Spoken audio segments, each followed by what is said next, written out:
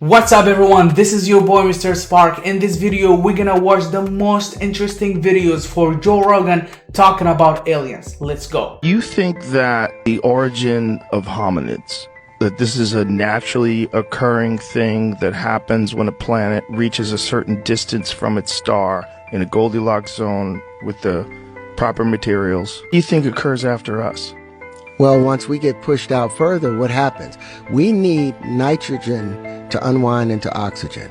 But since when we get pushed further out, the nitrogen is so far out, so we have to go deeper underground to have the pressure conditions that was equal to us having 93 million miles away from the sun. The deeper underground we go, the less light we have. And as a result of that, skin begins to gray, eyes get bigger, things that we see in Aliens and all of that ends up taking place. That's a crazy theory. So this guy is saying that we are aliens but from the future. So the aliens that we see with the big eyes, with the pale skin is us from the future. Do you never wonder why Asians' dicks are so small? The person that makes me laugh more than anybody is when I'm fucking on psychedelics and whatever that spirit is that's talking is always like, it has the jokes in it. I asked the alien last time, I go, are you real? Are aliens real? He's like, yeah, it's you, motherfucker. I'm like, what do you mean? He's like, you never wonder why Asians' dicks are so small? And I'm like, what are you talking about? I go, what the fuck is your problem, dude? He goes, you know what we look like, right? I'm like, well, yeah, the big eyes, almond eyes like this, bluish gray, no dick, big head. Like, you've all seen that picture. It's like, you know what I look like, motherfucker. And I'm like, stop cussing at me, man. And he goes, we came down to Africa and we fucked a human. This is what it's showing me. But it's not saying we fucked a human. Oh no, it has the filthiest mouth. Really? Like I'm dying. Like I'm on the, this is what I look like. I'm like in like nature, like with a shaman and I'm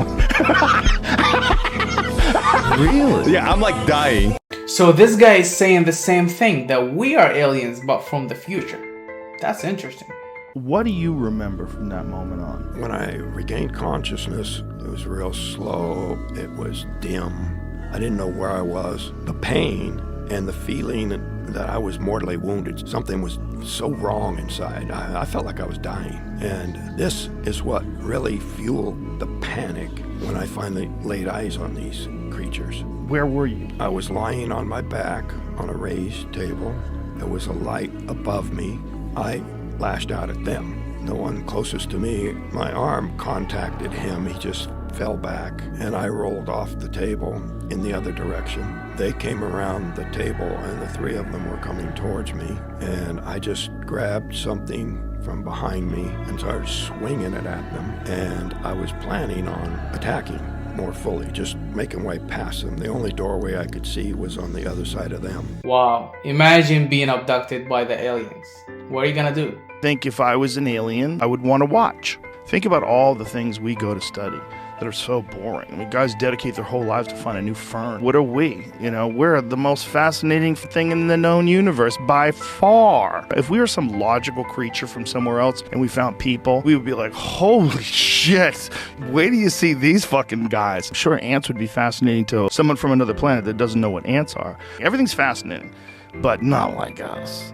No, if you came here from another planet, the first thing we'd go is like, these crazy talking monkeys are out of control. You know how some scientists have colony of ants or rats? Maybe that's how aliens look at us. Maybe they have us just on Earth and just they are watching what we are doing and taking notes. It might be they know we have phones. They're like, okay, stop, decloaking or whatever. But I wonder if, why is it there were so many UFOs and then around the time cell phone cameras come out, they're gone. Well, I think most people are full of shit. Yeah. Yeah, I think most people like to pretend they see things that don't really see things, but Yep. I don't think that excludes the possibility. It's not like these things are mutually exclusive. Like people are full of shit, therefore aliens don't exist.